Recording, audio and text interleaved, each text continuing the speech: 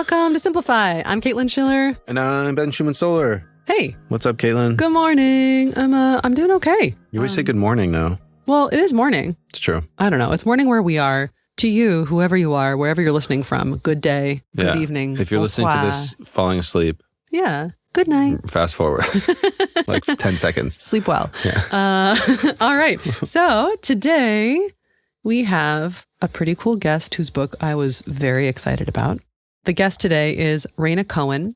Right now, she's the producer and editor for NPR's Embedded, and she is an author of the book, The Other Significant Others. I loved this title. As soon as I saw it, I knew I had to read it. It is about friendship, one of my favorite things to talk and think and write and podcast about. True. This is a Caitlin Wheelhouse episode. Absolutely. This is a Caitlin Wheelhouse episode. And it's been my wheelhouse since I took this class in undergrad called The Other Selves. And it was about the male friendship tradition in early literature. And it was great. Whoa. I know. You had awesome Deep classes. Cut. Shout out to Professor Robert Streeter. I think about him a lot because this class was so good. Right. We were out here trying to learn the 3 different kinds of rock. And you were like, talking about advanced theories of, like the reading bromance. Chaucer. Yeah, exactly. But, English degree. But anyway. Do you even love shale? I mean, it's not my favorite of the rocks. Is it even igneous? I don't know. So anyways, this book is called The Other Significant Others, Reimagining Life with Friendship at the Center.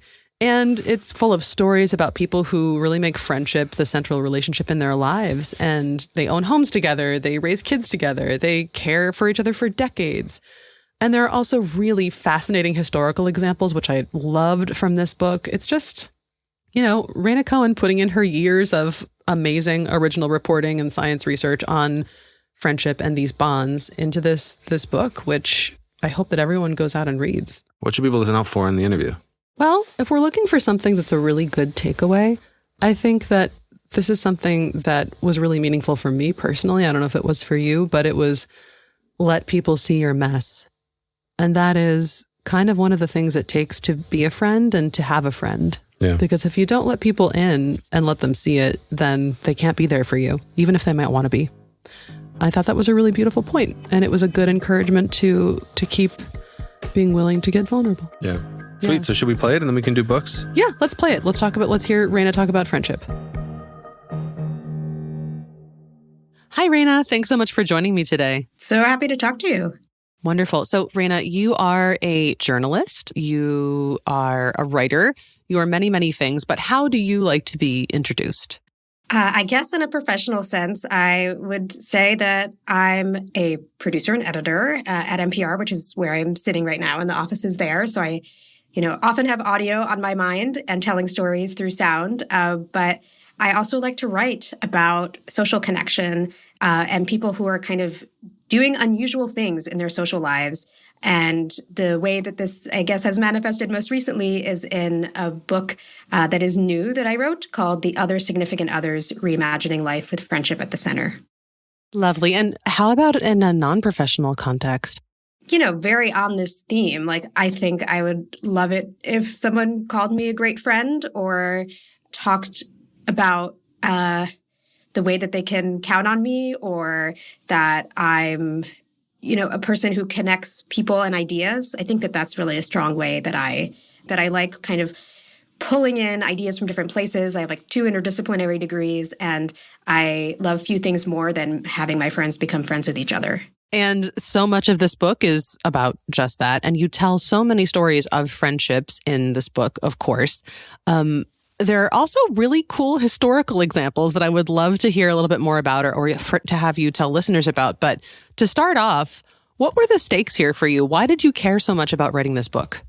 So there were personal reasons that set me off on this book, which is about a really specific kind of friendship. It's about a sort of friendship that's close enough to be a life partnership. So people are making major life decisions together, like buying homes together, raising kids together, taking care of each other in old age. So it's a kind of friendship that stretches our idea of what a platonic relationship can be.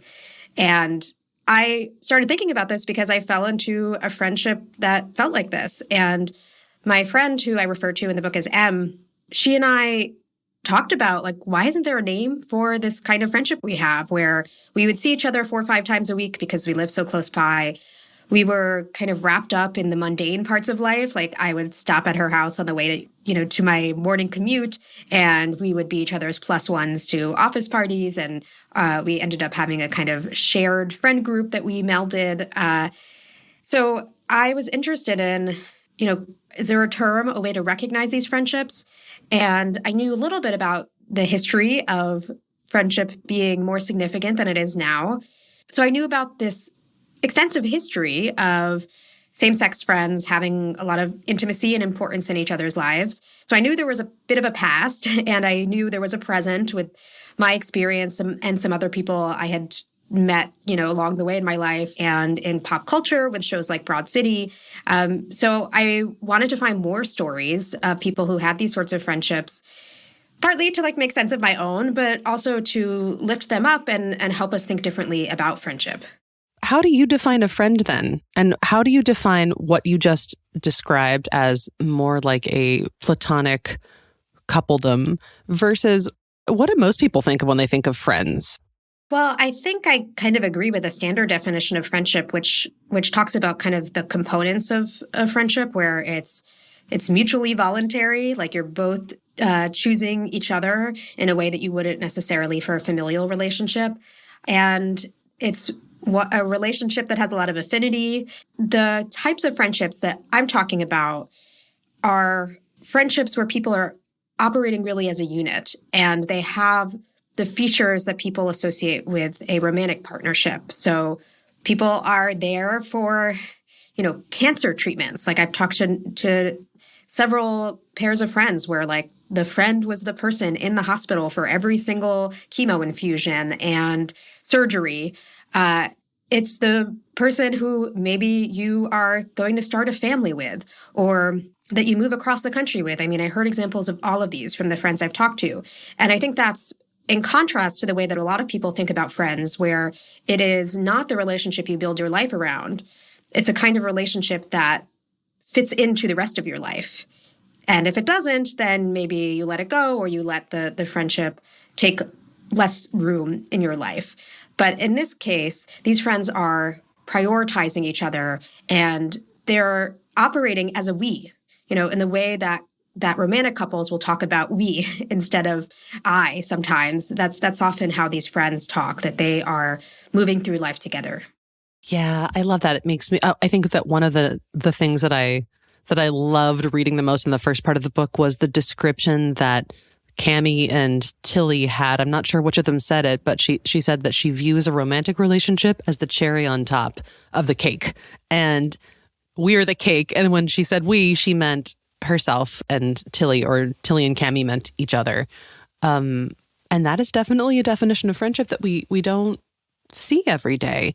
Maybe a nice way into this would be for you to talk a little bit about M, if you're willing to. You said that you felt romance in a friendship, and this seems like a very romantic friendship to me. Mm-hmm. Even just thinking about how I felt the first time I saw M feels a little bit like a trope of romance, where I saw M across the room and I just basically found her dazzling.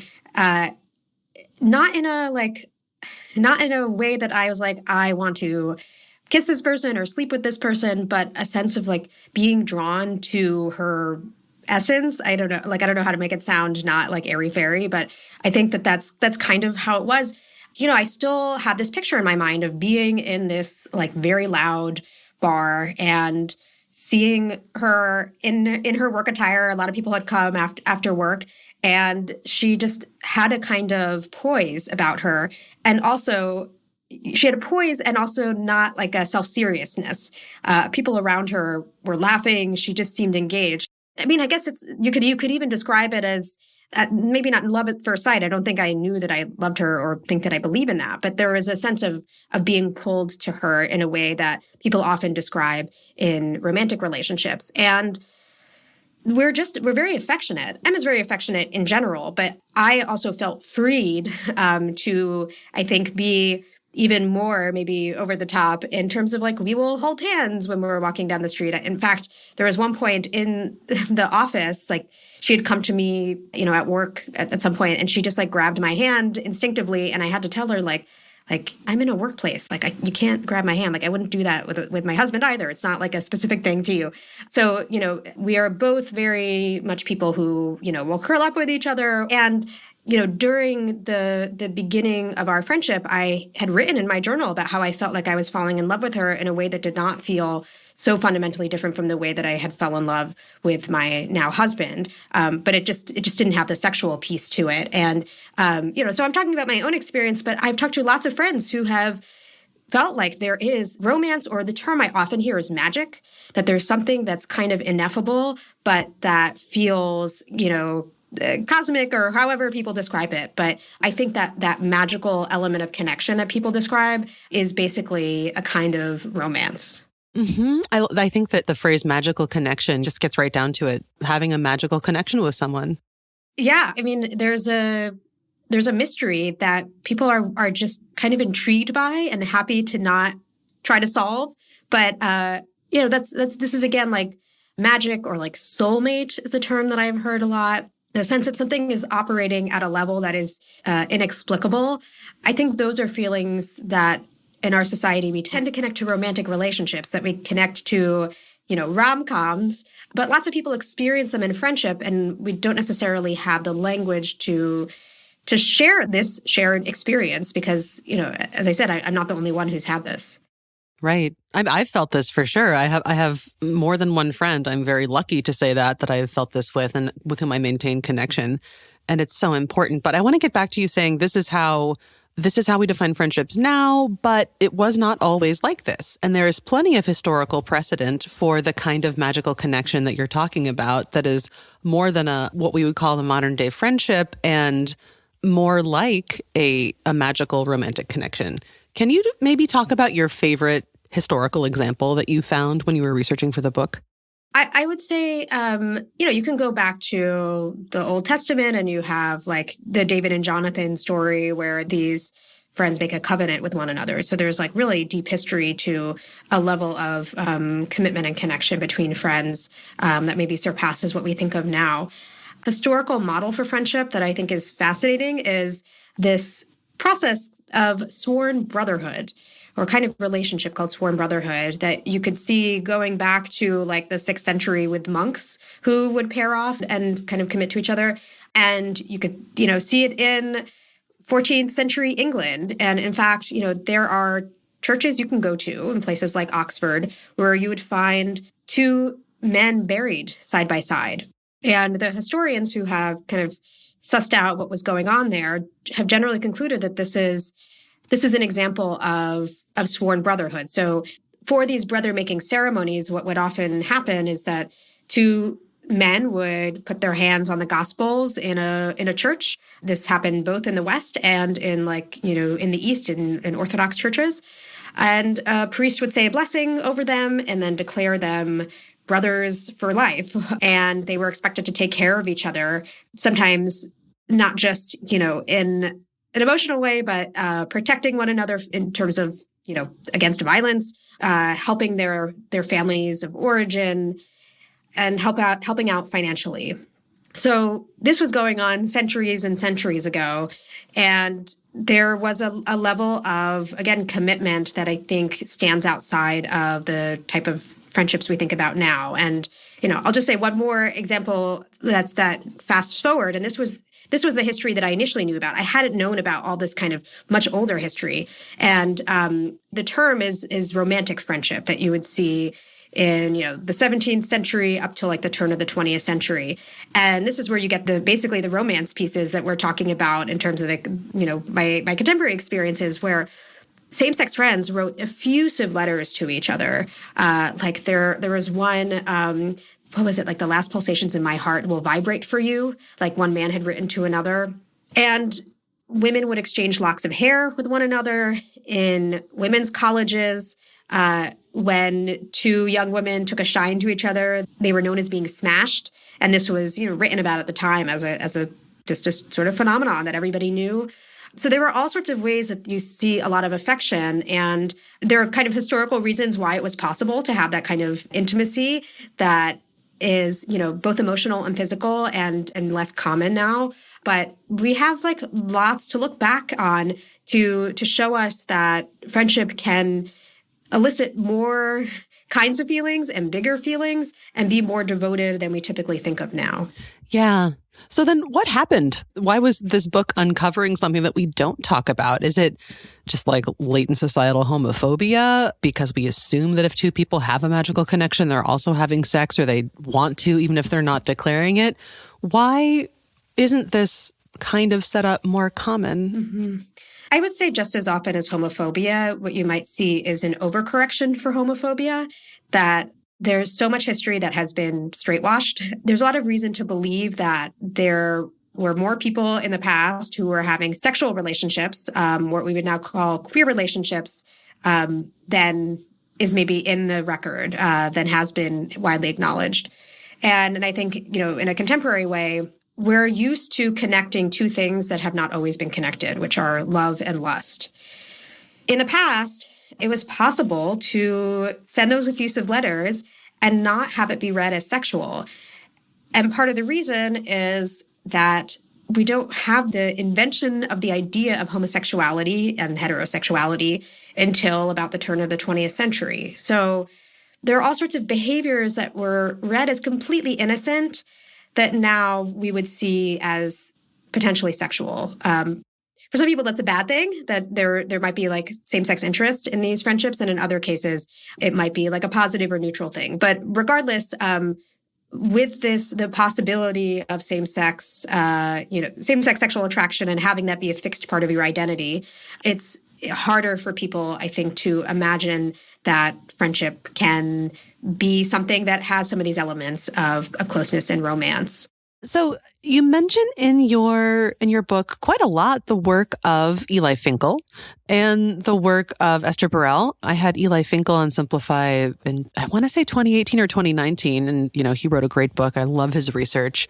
And both of these intellectuals or researchers, however we want to, denominate them, they contend that a one-stop shop for romantic relationships, much as you do in your book, is maybe not such a great idea. And it could put strain on the bond.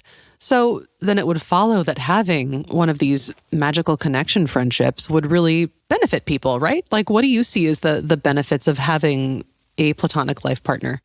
I think if you have both a platonic life partner and a romantic partner, as I've seen in a lot of cases, it means that there are more people to care for you, more people to meet your needs, that you're not weighing everything on one person. And, there are some cases where jealousy arises and then those relationships don't work out. I write about those, but I've talked to a number of people who found that having this really close friendship and a romantic relationship allowed them to be kind of better in both relationships. Like, I remember a couple of men telling me how their friendship became a kind of laboratory for things going on in their romantic relationships, that they could have conversations together, test things out before, heaping things all on their wives. Or I spoke to the romantic partner of a man who has a platonic partner as well.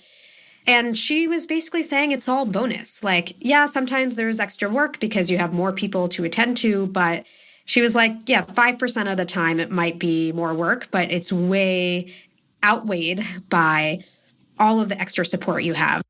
It makes me think about that old chestnut, it takes a village to raise a child. It also takes a village to raise a healthy, actually fully actualized adult, I think. Yeah, I try to be really conscious of how people are different.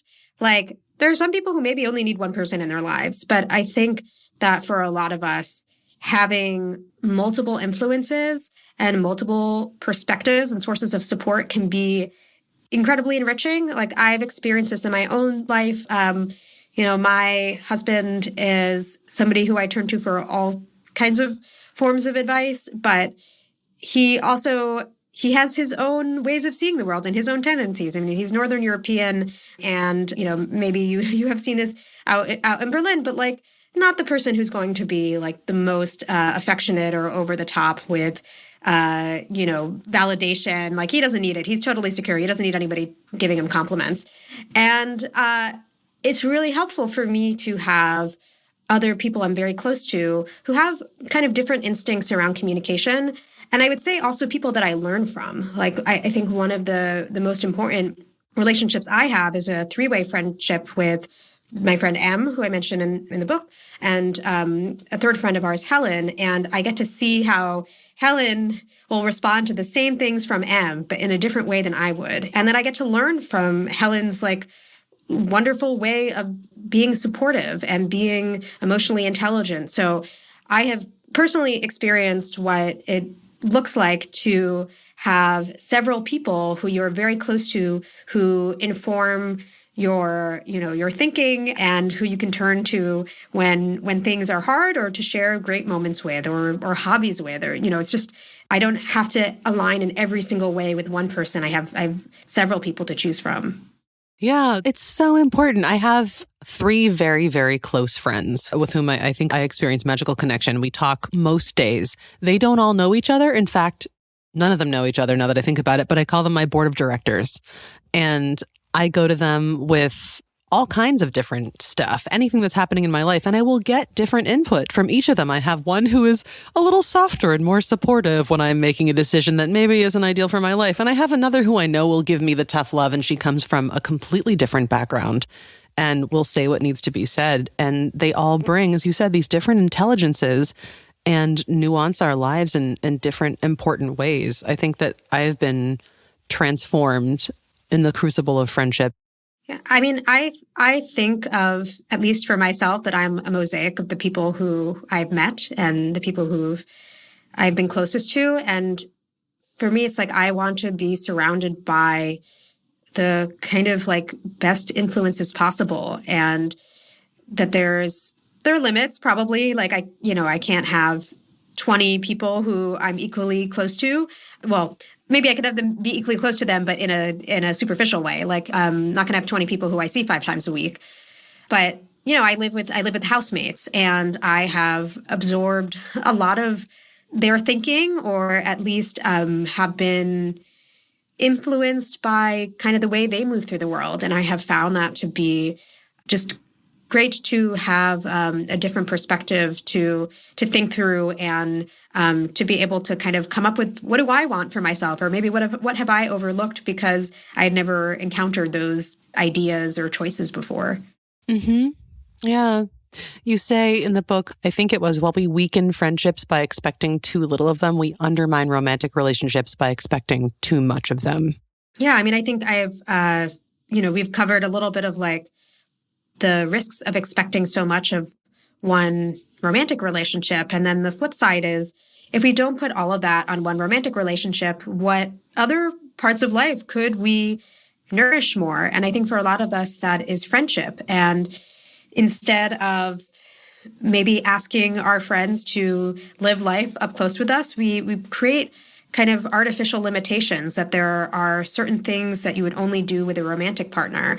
And what I have seen is that there's a kind of feedback loop that people don't necessarily register is happening, where they don't let friends into their lives. I think, really nice way that someone in my book put this is like middle class people in places like the US, they love a manicured lawn, both literally and emotionally. So they don't let people see their messiness. And you can't have, real intimacy if you are always buttoned up or manicured. And so I think what happens is that people aren't necessarily showing all sides of themselves to their friend, inviting them in their hardest moments, or just having their friend along for the ride as they're going to the DMV, which I've done with friends before, or, just they're narrating their lives to their friends after the fact, as opposed to living their lives with them. And then they feel like, well, my friendships aren't close, and they aren't necessarily attributing the lack of closeness in friendships to maybe the limitations that so many of us have set on them that I think are artificial, and instead think, well, friendships are just never that close. People aren't that reliable, or maybe there's something wrong with me, or, that there's, I think, our kind of societal ways we might be able to change our unnecessary constraints on what friendship could be that could not undermine the closeness that's possible. I love that you said that. And there was something I wanted to add, but what do you think those ways are? How could we change in order to make sure that we're not imposing artificial constraints? I would, think about the roles that we assign to romantic partners and to family members typically. And think about, are there friends that you might want to take on some of those roles? So to give, an example of a way this played out, I was talking to the head of this great legal organization called the Chosen Family Law Center. And they work with clients who have any kind of non-nuclear family, basically. And a common scenario that the head of this organization, Diana Adams, had explained to me is someone would come to Diana saying, well, I've been, it was usually a woman coming in saying, I haven't been dating this man very long, but I really want to have a baby. And I just want to get some legal documents drawn up so that it's clear, what our relationship is to each other and responsibilities and so on. And Diana's response was what you're presenting puts you at a high risk of divorce. You don't know each other that well, and you're going to try to go through this kind of big life thing together.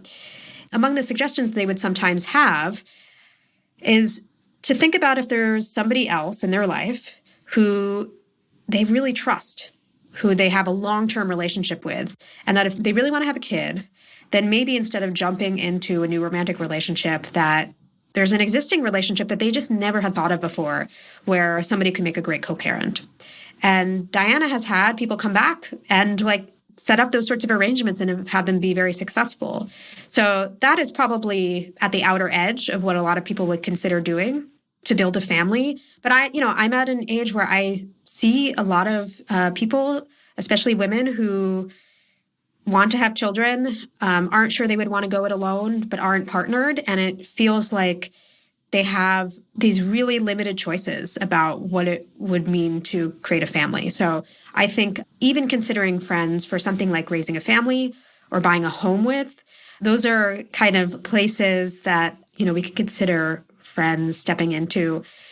I think on a smaller level, I would encourage people to let people see your messy house. Let people into the emotional messiness. I had a friend who was going through a real crisis a few months ago, and we live nearby each other, which is another thing I would recommend, trying to coordinate living close by to friends so that you don't have to constantly, schedule new things and fit each other into your GCals. But this friend lived nearby, and so I was able to drop by her apartment when she was basically not getting much sleep at all because she was going through a crisis. And at one point just held her while she was on a Zoom call. And, I couldn't hear anything, but I just knew so clearly that just being present with her and getting a glimpse of what was going on for her made her feel safer and cared for. And it gave me a sense of just how hard things were in a way that from texting back and forth, I could not have perceived. So I think it was really courageous of her to just let me see her at one of the worst states that she's probably ever been in. And it felt like a real gift for our friendship that I was able to help simply by being present. So that takes kind of both sides for people to just know that it's okay to let friends see you in hard moments, to ask for someone to come. And if you're on the other side of it, to try to find ways to be there for another person and not just wait until their lives free up to, get another coffee. I do realize that we're coming to an end here. I did want to mention that you, in addition to this book, you have a couple of really wonderful articles on The Atlantic. And there's one that's called What Adults Forget About Friendship. You say that we can take a lot of cues from how children do friendship. And what could we bring into our adult friendships that children do naturally? I think there's a way that children relate to time with their friends that's very different than adults, where we slot friends in as adults. And there's a way that as kids, you don't have to do an activity together for a set amount of time, that the activity is simply being together. And once you are together, you will come up with ways to entertain yourself. And I think one of the kind of things that came up that I found most interesting when I interviewed people who infused some kind of childlikeness into their adult friendships or were nostalgic about their childhood friendships was the ways that kids can build shared worlds together. In the case of one set of friends I talked to, they basically built their own culture. Like they came up with a secret language. They had rituals that they did by this creek. There was so much more I could have said about them. And now I'm trying to, I mean, it's been months since I've talked to them. What were some of the other things? Like they passed around a notebook every day in class among the three of them. And they filled, I think, 20 notebooks in the course of like middle school and high school. And their code language they came up with so that people wouldn't be able to read what they were writing. I mean, it was really elaborate. And there was a way that they felt almost like spiritually connected. And one of the women in this friendship was saying, like, by comparison, adult friendships don't really do it for her. Like, they don't have that magic, to use that word again.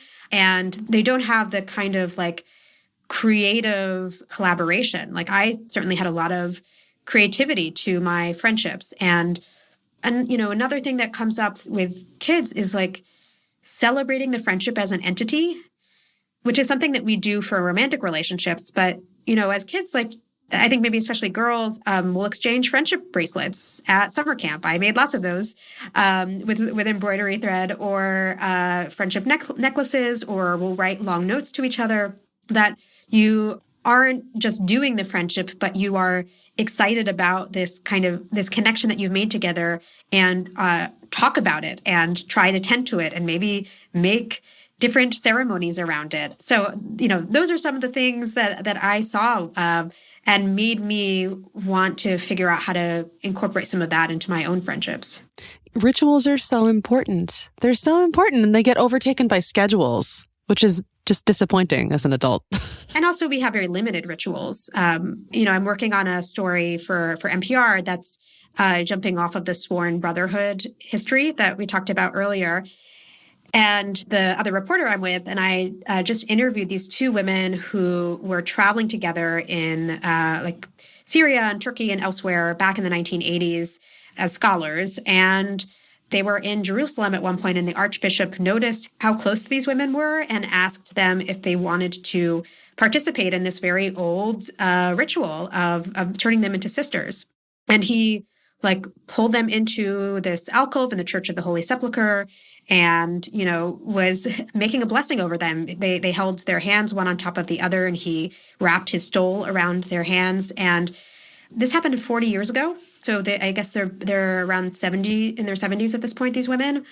And they felt like that ritual bonded them together, that they have something really distinct, and that the ritual kind of enacted or instantiated a form of closeness that might have never been possible without that ceremony. And, I think we could come up with our own ceremonies. The reporter and I who worked on this were joking like, oh, we can do our own ceremony and wrap a microphone cable around our hands together, have someone do that. But, it certainly helps or is more meaningful when you feel like you're part of a tradition, or that you don't, for them, they were in this like dimly lit by candles kind of stone room, and there was incense, and the archbishop was wearing this like beautifully embroidered garb.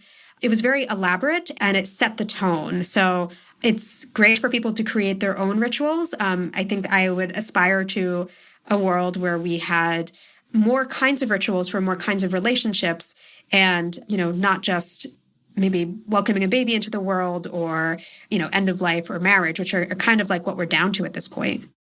That story made me tear up quite a bit. The story about the friendship ritual. It's so lovely. We should definitely have more things like that. Okay, I want to ask you one more thing, which is if there were one thing that you hope that your book could change about societal conceptions of friendship, what do you hope would change in people's estimation?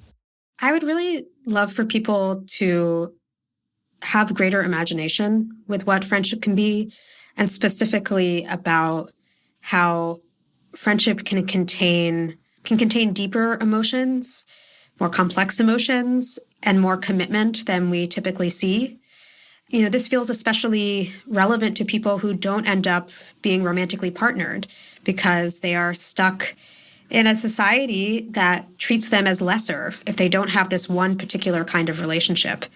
And I would love for us to have a world where any kind of deep relationship is something that's honored and not just one that, happens to have a romantic or sexual component. So basically, it's kind of the subtitle, I guess, of the book that I would love for people to be able to imagine the possibility of friendship being at the center of life. Oh, great. I love that.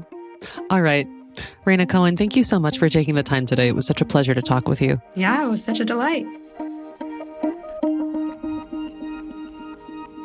Welcome to the Bookend, where we end with books, where we've been ending with books. We've been ending with books since 2017. Yeah. And where we're friends. Yeah, absolutely. So what should we talk about? You told us to look out for this idea of mess. Yeah. Inviting people into the mess. I had a slightly different thing. Yeah. But was it about sworn brotherhood? And did you choose who you would want to be in a sworn brotherhood with? No, but the whole time I listened to this episode, I slowly dragged a sharp blade across my open palm and started looking around for somebody to slap hands with and exchange blood, because I thought that's what brotherhood was. At least that's what we did in elementary school. Yeah, right. Okay. Well, so what were you thinking about when you were listening to this? So I was thinking about friendships and love, and I was thinking about who we rely on. I was thinking about who we rely on for what. Don't put all your friendship stock, all your reliance stock on one person. Right. You want a mutual fund. Yeah. You want some old boxes of wine. You want some paintings. You want gold. You want Argentinian beef. You want some corn. You want some Cuban cigars. Yeah. You want to I think, what does that mean to diversify who you rely on?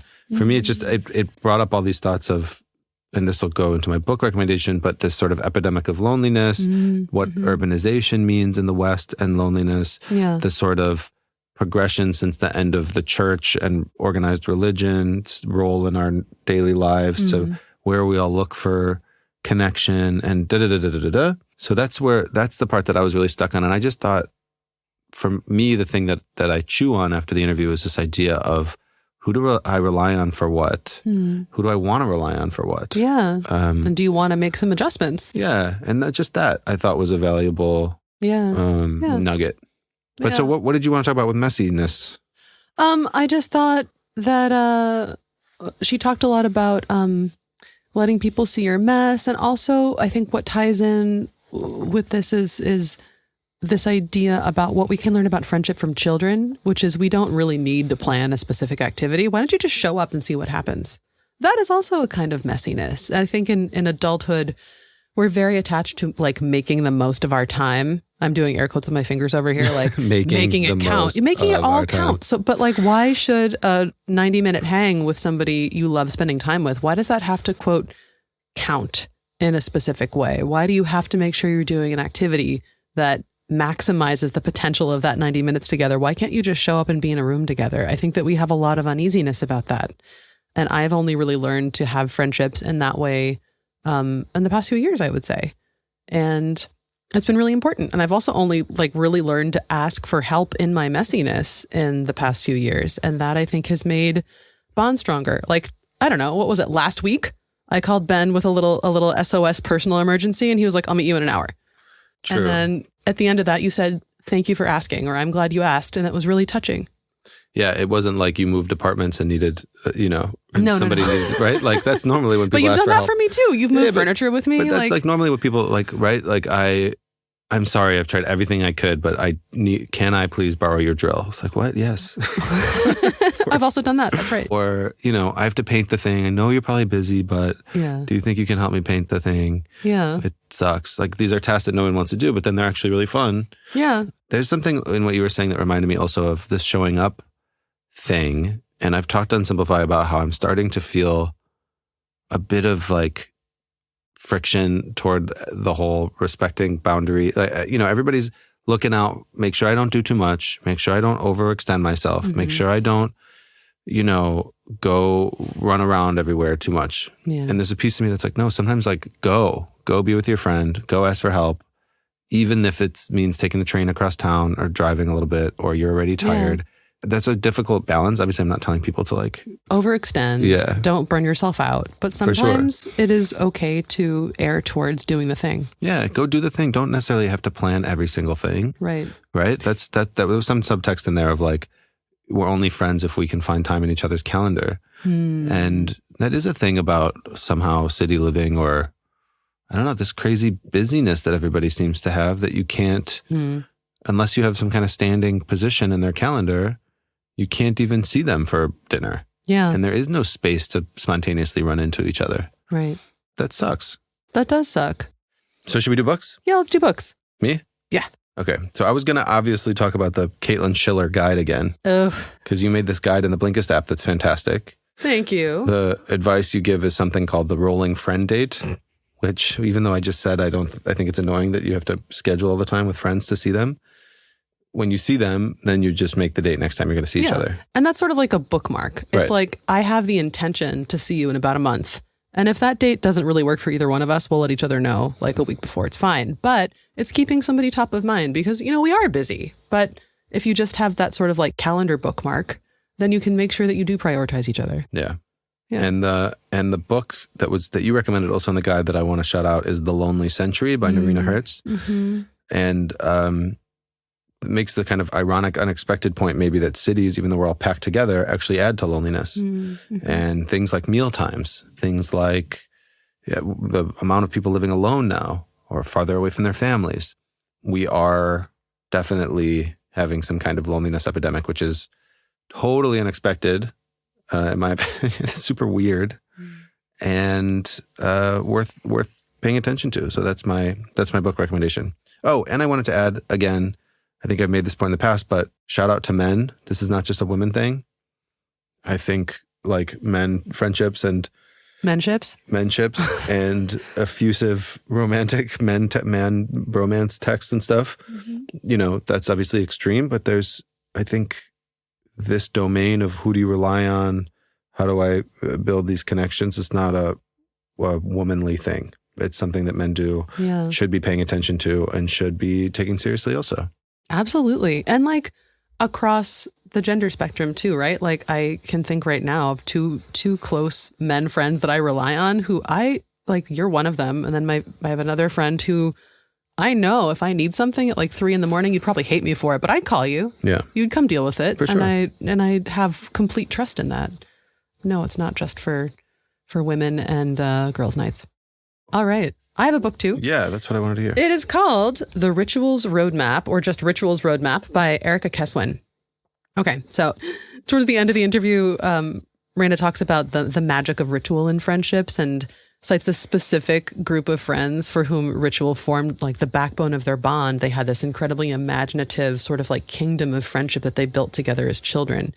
And I know that a part of what we just said and kind of emphasized was that you just kind of just need to show up to be a friend. It doesn't need to be anything in particular or special, but there is something to be said for having a ritual with a friend. And that really can cement your friendship. And for example, I have a ritual with my friend who lives in Spain. Every morning when I'm on my way to the gym or yoga or whatever, I'll leave her a voice note. And at the end of the day, when she walks to the grocery store, which she invariably does, she'll send me one back. That is our ritual that keeps us together. Yeah. And this book, Rituals Roadmap, is about incorporating rituals into your workplace life. But there's no reason that these tips aren't exactly as applicable to other social relationships. Yeah. So, yeah. Rituals Roadmap, Erica Keswin. Sweet. So, then, I guess... 2 good books. 2 good books. Lots of good thoughts. Indeed. And friendship. And friendship. And friendship. Indeed. All right. Thanks for being a friend. Talking to the listeners, not you. To me? Yeah. No, I'm talking to you too. Yeah, the listeners. Thanks for being Thank you for being a friend. Yeah, pretty good. Take us home. All right.